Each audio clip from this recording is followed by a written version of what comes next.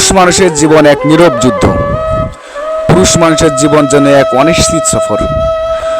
কখনো সে উঁচু পাহাড় ডিঙায়, কখনো অন্ধকার গলিতে পথ হারায়। জীবনের প্রতিটি মুহূর্তে তার জন্য নতুন একটি চ্যালেঞ্জ, নতুন এক যুদ্ধ। তার জীবনের গতি কখনো স্থির থাকে না, ঠিক যেন এক বাঁকানো নদীর মতো, যা বয়ে চলে অজানা গন্তব্যের দিকে। একজন পুরুষ জানে না এখন থেকে 1 ঘন্টা পর তার জীবনে কি ঘটবে। প্রিয় মানুষদের মুখে হাসি ফোটানোর জন্য সে প্রতিনিয়ত নিজেকে বিলিয়ে দেয়।